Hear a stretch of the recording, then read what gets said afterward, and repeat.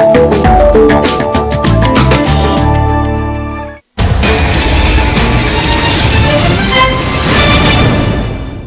to you by the Infocom Media Development Authority of Singapore. Find out more at sniweek.com.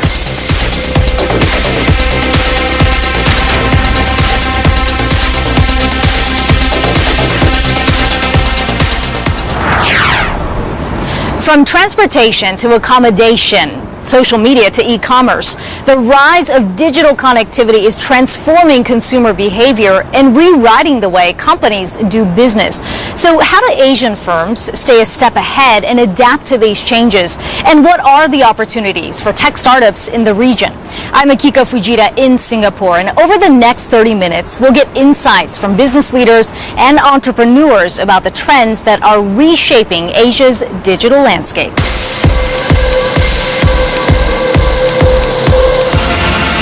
Well, the Southeast Asian market has proven to be an attractive one for investors when you consider it's a population of 600 million people. Mobile and internet penetration still expected to grow significantly, and the digital economy expected to reach $200 billion in the next 3 years, at least according to research from Google. And now we're joined by some of the early investors in the region, Wilson Chuacha, who's the co-founder of East Ventures, and Steve Leonard, co-founding CEO with SG Innovate. Great to have you both. You've been watching this space for quite some time, and we talk so much about the innovation that the region has been trying to foster. What changes have you seen in your time here? Well, I think there's a lot of things that have changed. We've seen so much more activity underway right now, men and women of all ages, all backgrounds, wanting to be involved in this idea of entrepreneurship. How do they start a business? What do they pursue? Which markets will they grow in? What technologies? So a few years back, there was a much smaller group, and there was a lack of investors, a lack of mentors, but that's dramatically changed now. We're seeing mentors, investors, entrepreneurs all jumping in, and it's a very exciting time. Wilson, you can focus more on the Indonesian markets. You've been investing since 2010.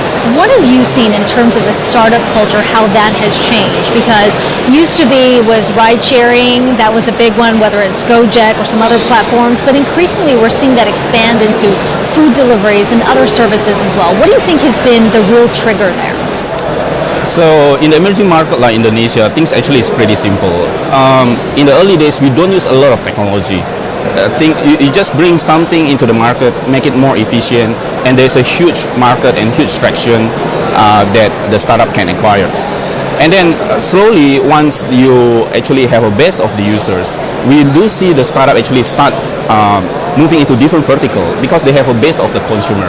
So from Indonesia, technology play is really important, but actually because the country is so inefficient, execution is actually the key.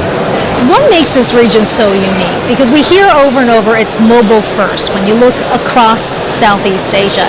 Is that what makes this area so unique in terms of the kind of ideas, the technology that's coming through? What do you think is different in the mindset that you're seeing? Well, when we take a look at Southeast Asia, it's hard to describe because it's such a combination of different types of markets. You have advanced markets, you have developing markets, and I think one of the exciting things is in a lot of markets, people can leapfrog to what we would consider next generation types of capability. To use the well-known example, you don't need to lay lots of telephone lines in some markets. You can go straight to a wireless infrastructure. So not having to overcome legacy infrastructure is a big strength for a lot of the Southeast Asian economies. The challenge is not a lot of people outside Southeast Asia understand some of its complexity or opportunity, and they tend to stay back. Our goal is that investors in Europe and North America will really come to appreciate the opportunities in Southeast Asia. Wilson, what about you as an investor? I wonder what it is that you look for, because you're involved in the seed funding stage. This is before these companies really take off. What do you look for? Do you look for how much these companies can scale, whether this is an idea that can be exported beyond the region? What's the key nugget that you always look for? There are three things that actually we are looking at when we invest in the company. The first one is the team, which the founder, the people. And then the second one is the market size. So a good founder in the small market, they will waste everybody's time. A good founder in the big market, that's the ideal stage. In the early days, we invested in like idea, prototype. So product doesn't really matter to us because we believe that good founder will build a good product. So we now focus on only two things, which is the team and then the market size. It's interesting because when we talk about Southeast Asia, as you pointed out, Steve, it's such a fragmented market.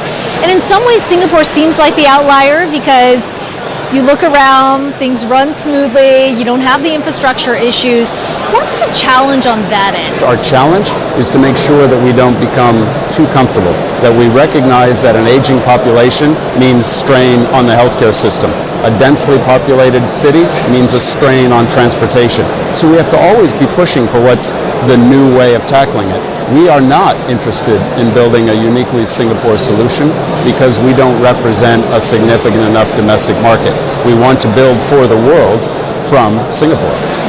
So before we go, let's look forward to the future, 10 years down the line. What do you think the digital economy looks like? What are the solutions here? What are the big ideas that we're likely to see 10 years down the line? Wilson, you start. I think in the country like Indonesia, there are few players who will be dominating, exactly the same how actually BAT dominating in China. In Indonesia, we're going to have what we call TTG, Traveloka, Tokopedia, Gojek. So in the future, I think all these big companies will dominating and many more smaller companies come in. The ecosystem will be built up. Many investors, many angels, many exits, many local heroes, many inspiring new entrepreneurs coming and follow the road of all these people. And then the consumer market will be huge. Indonesia will be digitalized. That's what we want to see. Steve? I just think that technology will continue to fade into the background in the same way that today, if you stand on an escalator in a shopping mall, everybody's heads down, checking their smartphone, even for that 10-second escalator ride. We won't think about tapping an app and having a car come by. There could be things that predict our needs that allow us to say, I'm now finished in this spot, it's time to move to another spot. My transportation is on its way to meet me at that moment when I'm leaving the mall. So I don't think we'll need to live on a smartphone. It will become a part of our daily lives. How? We don't know yet. That was Steve Leonard of SG Innovate and Wilson Chuacha of East Ventures sharing their views on how they believe the digital economy here will look like a decade from now. Coming up, the future of transportation. We'll ask the CEO of Hyperloop Transportation Technologies how he intends to take Elon Musk's vision of high-speed rail from concept to reality. We'll be right back.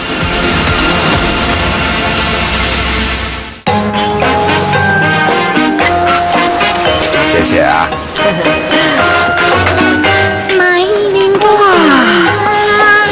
老板，好，爸，他又多拿了，哪有？从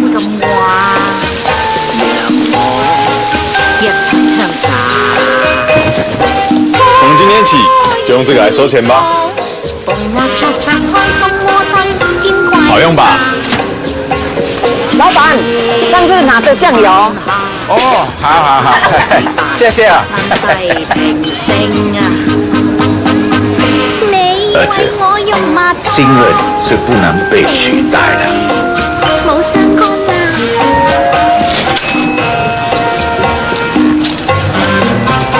孩子们很喜欢啊。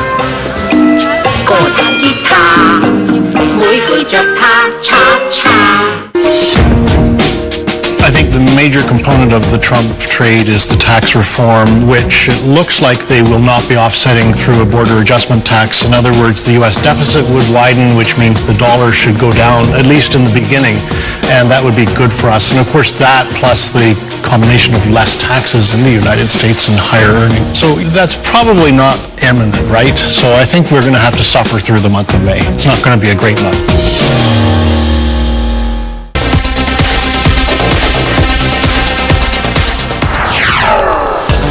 Reinventing transportation. That's the mission of Hyperloop Transportation Technologies, or HTT. Set up in 2013, the company's working to make Elon Musk's concept of high-speed rail a reality, using large, low-pressure tubes carrying passengers on pods at near supersonic speeds, all powered by clean, renewable energy. And now we're joined by CEO of Hyperloop Transportation Technologies, Dirk Alborn. Great to have you here today. I'd love to start by talking about the timeline, because I know in the past you've talked about creating the first passenger track available by 2018. This is when we were still talking about the Quay Valley spot in California. Where does that project stand right now? So we started we filed our building permits, we did the mapping and surveying of the land. We're now in the process of doing the environmental studies. So we expect to be breaking ground eventually there a little bit later this year. You know, the biggest hurdle to bring the system to life is regulation. So we need to work with governments all around the world to take those next steps. I know all these projects are on different scales, but let's focus on the one in California, because the initial estimate there was $100 to $150 million. Does that estimate still stand? Yeah, so we're roughly around 20 million a mile.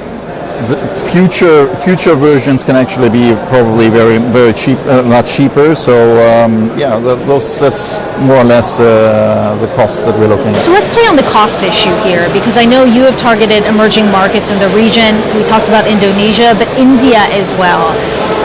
These are areas where we think about passengers. They don't have a whole lot of money. How do you make this an affordable solution to transportation?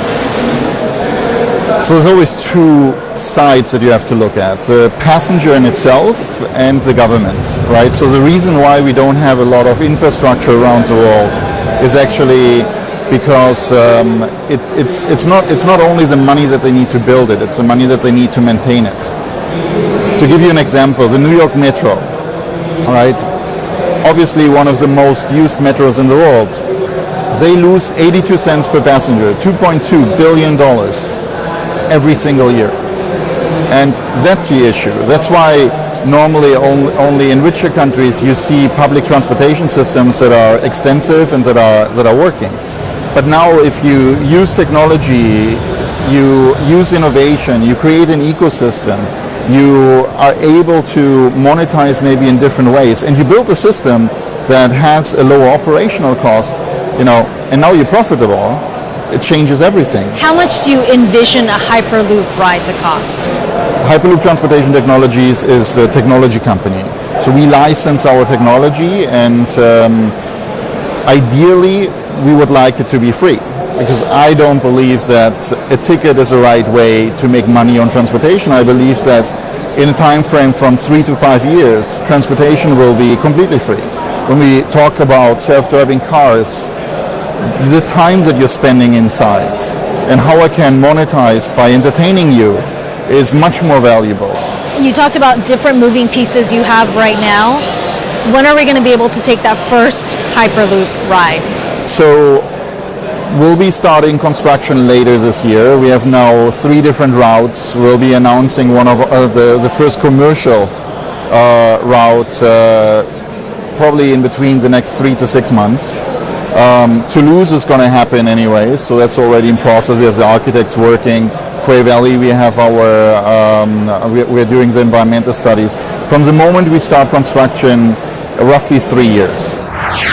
Our next guest has talked about triggering an attitude revolution towards business, Chris. He's a self-described serial entrepreneur, the founder of Mistletoe. He founded the company back in 2013, and now he's got his eyes set on Singapore. We're, of course, talking about Taizo Son, and he joins me now here. Great to have you on today. Let's talk about the big headline, because we are in Singapore. You recently made an announcement of setting up shop here. Why set up in Singapore? I just keep on supporting the many entrepreneurs in the world, and I came to know that each technology or the innovations they're very nice, but in order to solve the big issues in the world, we have to integrate those innovations or technologies into one collective impact. So that's why I was looking for the opportunities to tying up with the local partners like local government and so on. I believe that the Singaporean government is one of the most advanced and forward-thinking government to create the new things from scratch. So, and I just felt last couple of years that talking with them, that I just feel a sense of that kind of things. You talked about building a new innovation ecosystem in the Asia region. Why not set that up in your home country of Japan? Why Singapore? Yeah, of course, I'm lobbying with the Japanese government and so on. And of course, they're supportive. But the country is too big, and they have to think of every stakeholders of the country. So the speed is relatively slower than the small countries.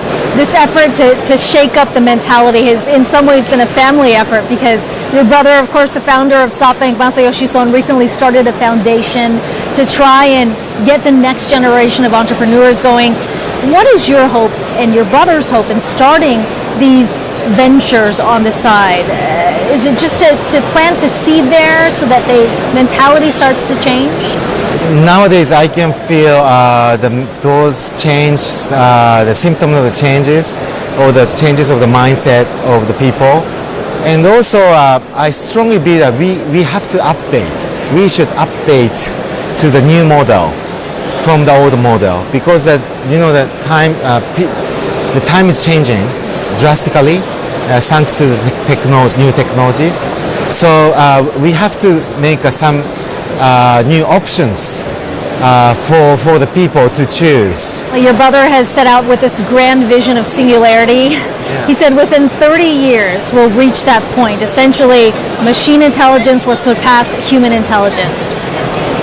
You believe that as well? 30 years from now? Yeah, in a sense, the singularity has already come, even today. Human beings have the creativity to utilize those great powers to create a very new variable things. So I'm not worrying about the future. So it's not the scary thing, I think, in my opinion. And how often do you have those conversations with your brother? I have to wonder, do you talk a lot about the investments that are needed to move forward to that future, or do you see yourselves as competitors? Yeah, sometimes we are discussing about these kind of things. We are always talking about the future, but the best way to predict the future is inventing the future, right? So it's talked by the well-known researcher and professor called Alan Kay, the inventor of the laptop personal computer, and in 1960s, and he said, and I strongly believe it, it's the best way to predict the future is invented. We've got a lot more interviews for you lined up on this special report, Shaping the Future. We'll be right back.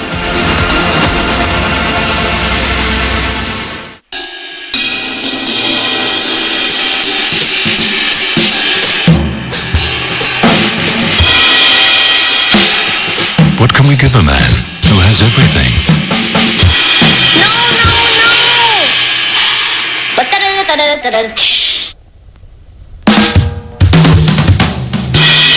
We give him time to be a student again. Bank of Singapore, building on your values. On Managing Asia's many of the top Asian banks are no less able to compete globally compared to the so-called global banks. Technology has removed borders, so the definition of a global bank is going to change. An exclusive interview with Peter Sia, chairman of DBS and Singapore Airlines, on the next Managing Asia. You may have seen the news. What stocks move on that? I'm going to tell you which stocks are going to go higher and which ones are going to go lower. It's important to respond quickly, but it's more important to get it right. You will not be a sucker if you watch squawk on the street. Hey, I'm Jimmy Fallon. We have an all-new Tonight Show tonight with Goldie Hawn, Nikolai Coster-Waldau, and we have Mary J. Blige, plus Kid Letters. They give me suggestions. It's a great show. Bye. The Tonight Show starring Jimmy Fallon this weekend on CNBC.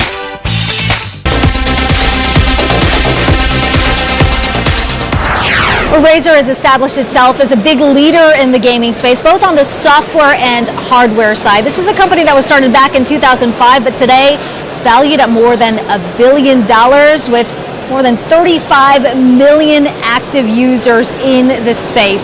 And now we're joined by CEO and co-founder of Razer, Min Liang Tan. So looking through the product pipeline here, you've got it pretty much all covered. We're talking about the PC side, TV, mobile, and wearables. What's next? Well, I think for ourselves, we've always focused on our core business, which was the user interfaces of peripherals. We've moved on and we've done incredibly well for ourselves with the gaming laptop space. Recently, just this year, we've just announced Z-Gold, which is our virtual currency for gamers. And what we really want to do is to create a single currency that will allow gamers everywhere, our 35 million users, to go out and exchange it for virtual currencies of other games, and that's what we're really focused on. You made some headlines earlier this year acquiring a smartphone startup Nextbit, and that's not just some speculation that could Razer perhaps be going into the smartphone business. Could we see a Razer smartphone in the pipeline? Well, I think that's the question I get almost every day from our fans via social media and things like that. I would say that the mobile category is incredibly important to Razer. It's one of the biggest segments in terms of gaming at this point of time. But like with all Razer products, we'll announce it when it's ready. So I've got no comment whatsoever about our mobile ambitions at this point of time. So you'll announce it when it's ready. But looking at the acquisition on the smartphone side, also your play on the wearable side with Nabu, it does raise the question of, are you still going to be focused on gamers moving forward? Are you looking broadly to products now? Well, ourselves, we're probably the largest lifestyle brand for gamers everywhere, right? So, a third of my business is in the US, a third of it is in Europe, a third of it is in Asia. So we're pretty much covered globally, whether it's from peripherals or whether it's from gaming laptops or gaming software services. And what we want to do is expand to various categories. The gaming population is massive. It's like over 2 billion gamers out there in the world. So it's a pretty large TAM with 2 billion gamers out there. I imagine you get a lot of calls from startups here who ask for your advice as somebody who has succeeded on the startup front. What do you tell them when they say, should I build my business here first and make a name for myself before I go abroad, or should I think globally to start with? I think without fail, I tell them to think globally right from the get-go. And I would probably say that to a startup in the Valley when they approach me for advice too, because the world today is just too small to look at it from a North America, Europe or Asia perspective. And with the internet and with the tools available to us, social media, logistics infrastructures, etc., there is no reason why a startup shouldn't think globally right from the get-go, whether it's a software app or whether it's a hardware platform. I think every startup should always think globally. From renting out air mattresses to a $30 billion company, Airbnb is one of the biggest success stories in the sharing economy space, letting users rent their rooms and homes. In the last decade, the online platforms posted millions of listings in nearly 200 countries, and it recently hit a milestone in Asia Pacific, offering 500,000 accommodation options to travelers from all over the world. And now we're joined by Perrin Mehta, who's the Director of Hosts and Homes at Airbnb Asia Pacific. Great to have you on here today. Airbnb recently passed a huge milestone, 500,000 listings here in Asia. Where are you seeing the biggest growth when you look across the region? Yeah, so globally we've got 3 million listings. In APAC specifically we've got 500,000. Very active across all countries, but I guess if I was to call out a couple of countries that are quite exciting, I'd probably call out Japan and Australia. UBS recently came out with a study that showed that growth had been slowing down with Airbnb in recent months, in part because of the regulatory crackdowns, the hurdles that we've seen. A lot of that has been in the US and Europe as well. I know you found a more favorable government, at least in Japan, with the parliamentary bill passing through, but help us understand the state of play right now here in Asia. Where do you see the big hurdles, and how big of a concern is that for you? Yeah. So we have an ongoing dialogue with governments around the world. We've been around for 8 years, and in that time we've developed a very clear partnership. And I guess our objective here is to build forward-looking and modernized kind of rules to help governments understand what we're trying to do. Your CEO, of course, Brian Chesky, recently talked about doubling down on China, really betting on the market for the long term. You rebranded, calling a service iBeing, I think, which means welcome each other with love. You look at other tech companies who've tried to go it alone in China, mainly Uber, they didn't succeed. Why do you think Airbnb can succeed on that front without a partnership in place there? A couple of really big opportunities that I see in China. One is the domestic play, which is very big, and a lot of people are playing in that space. But I think the outbound opportunity is very exciting as well. We know there's about 120 to 140 million Chinese who will leave China to travel overseas. We know that 1 in 3 trips in APAC on Airbnb ends up in Japan. So for us, the real challenge is, and the opportunity is to figure out what do these Chinese guests want when they go overseas, and how do we provide that for them. They call themselves the Airbnb of offices, connecting venue owners with companies seeking flexible workspaces. Set up 2 years ago, FlySpaces is now in Singapore, Kuala Lumpur, Jakarta, Hong Kong, and Macau. Its aim? To ride the global co-working trend. And now we're joined by Mario Berta, who's the CEO and founder of FlySpaces. Mario, great to have you on. Let's talk about the competitors in this space, because we have seen huge growth in co-working, whether it's Liquid Space, Storefront, Breather as well. How is FlySpaces different? Well, first of all, the company you mentioned, they are not operating in this part of the world, right? So we have absolutely the first moving advantage in Southeast Asia. FlySpaces is an aggregator or existing co-working spaces, service offices, boutique hotel, and landlord that have extra office space. So also in that sense, we are not a physical player. We aggregate all the physical players. I know you've expanded into Singapore as well. We've seen office spaces really under pressure with declining rent. How much of the demand now is driven by the realtor side of things? These buildings who have empty spaces saying, we want to get on your platform to try and fill those spaces, even if it's on a temporary basis. Yeah, so Singapore is definitely leading the way in Southeast Asia in these regards. You know, the biggest developers, notoriously Capital Land and Ascendas, both of them invested or have joint ventures on co-working spaces on their own. So they totally see this trend coming.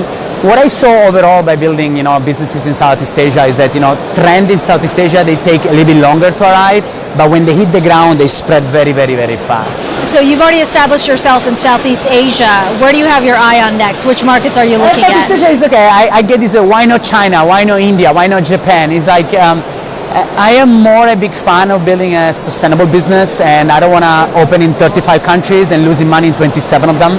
I am more, to open we open a new country every time the previous one breaks even. When you talk about the work culture, how we've seen that shift, are these offices, we're looking outside here, we see these high-rise buildings, are those a thing of the past? I mean, are we increasingly going to see people work from coffee shops, from home? I mean, you yourself are involved in the actual shift.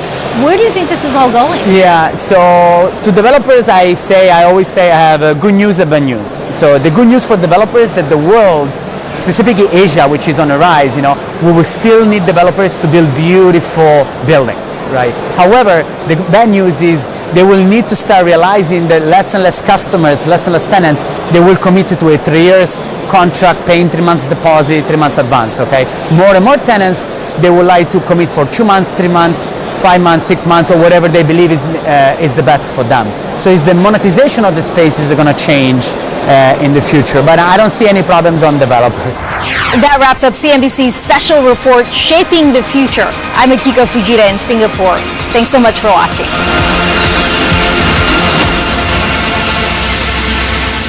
Brought to you by the Infocom Media Development Authority of Singapore. Find out more at sniweek.com.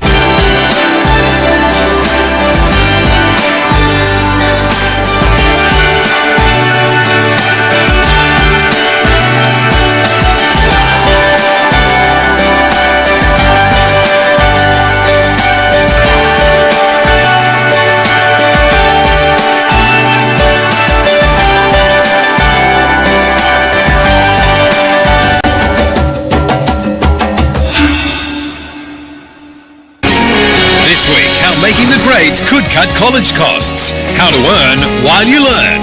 Plus, a new way to say it with flowers and save money this Mother's Day. On The Money, Saturday at 5:30 p.m. on CNBC. This is the Goldman Sachs Annual Financials Conference.